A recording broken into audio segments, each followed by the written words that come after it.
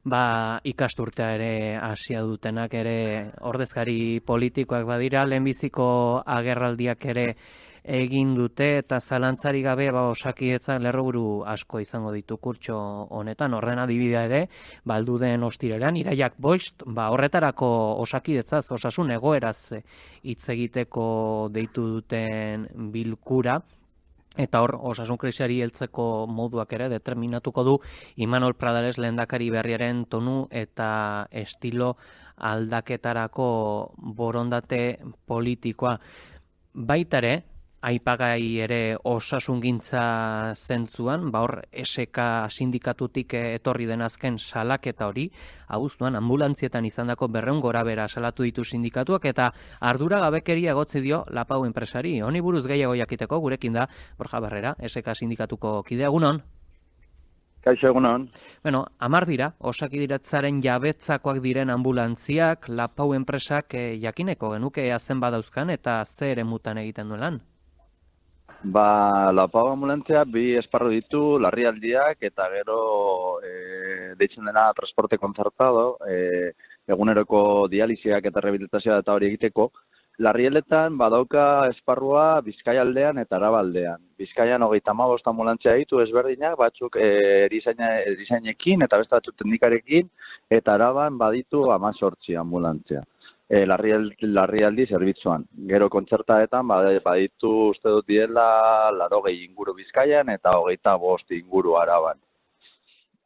Horre Lapauko langileak ere goan dugu, graban izan zirela iraganden kurtso bukaeran, ez dakit baldintzak gaurkotzea adostu zen, greba bukatu ere bazen, baina hor neurri berri hauek indarren daude edo zentzu honetan lan baldintzetan aldaketak nabaritu izan dituzue? Ez, oraindik ez dira sartu lan baldintza berriak, adostu zen konbenioa ez delako oraindino publikatu, eta gainera enpresaren aldetik era pribatu batean udarako paga extra ez digutelako ordaindu. Gero ere hasi zen prozesu batekin, gero soldata 12,5 jeisteko, baina justiziak ezin utzi egitea, orduan plantillaren barnean badago plantilla nahiko erreta dago gauza hauekin. Horre, hain zuzen ere, ostiraleko agerraldian aipatu zenuten Lapauk 1.000.000 euroko zigorra jaso dezakela. Zergaitik, zertan oinarrituko zen zigorra? Zigorra oinarritzen da bere bi arlotan, 3 arlotan. Bera badatuka kalitatiten batzuk eta kalitatiten horiek ez ditu bete, bale? Bere kontratu publikoan bera beta ditu zerbitzuan gauza batzuk eta ez ditu bete. Guk ez dakigu zer ez duen bete, zeren ez dago argitasunik kontratu horretan. Eta gero beste biharlo dauz. Batean, badituela behikulo batzuk edo kotxe batzuk asignatuta hemengo kontratuan eta Katalunian lan egiten ari direla.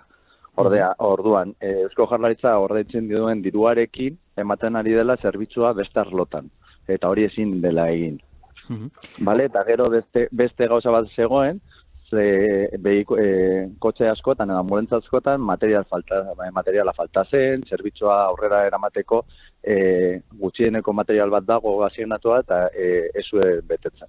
Baita ere, nabarmendu zenuten, 200 alditan zenbatu duzuela ambulantziak ez direla prestegon, hau zer gaitikan, langile falta, material falta, orain aipatzen zenun moduan, zer gaitik izan da hau? Ez, egon zen salaketa edo 1.000.000 izan zen pasaden urteko salaketa bat. Orain, abuztuan, bakarrik abuztuko hilabetean, 200 alditan egon dira intzidentzia, baina lantzandekin, bale? Intzidentzia horik egon dira, langileak ez delako programatuak lan egiteko egun horietan. Zeren enpresak ez ditu kontratuak egin, ez ditu beste langileek, oporretan dauzelako edo bajan dauzelako, eta 200 alditan egon da txandaldaketan ez dela agertu norbait lan egiteko. 200 aldi horretatik 150an anbulantzia hori ez du egun osoan lanik egin. Eta hau, holan esan da, nahiko hotz geratzen da eta ez diogu duen garrantzia ematen, baina gara, anbulantzia lan egitea esan nahi du milaka pertsona, adibidez Durangaldean, milaka pertsona lehenengo larri atentzioa ez izatea. Eta hori eragainak eta ditu. Laudion gertatutako eriotza guztia daukagun burua, baina hori bakarrik ez da gertatzen. Zeren, gertela daiteke ere denbora faltagatik edo ambulantzia urrunetik etortzeagatik bizitza osorako talkak izatea, edo talka geratzea gaixotasun batengatik. Eta hori familien bizitza osoa aldatu dezake. Orduan, hitz egiten ari garenaz gauza oso arduragarria da. Hor, hain zuzen, bizkate, ikusita testu inguru hau, gerta liteke Lapauk Osakidetzarekin edo Eusko Jaurlaritzarekin duen kontratua bertan bera gelditzea?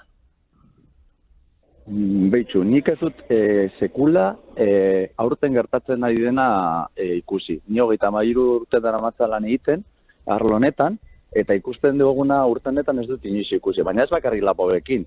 Ikusi dugu emergentzia bertetan, Osakidetza garapen duen zerbitzuan bertan, medikoa falta direla, eta hori iraganean ezin zen pentsatu hori gertatuko litzatekela.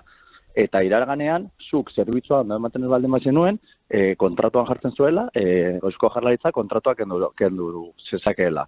Baina ez dakigu zer egingo duen Eusko Jaurlaritzak, zen orain dela hilabete bat berritu egin dio zerbitzua, enpresa honi.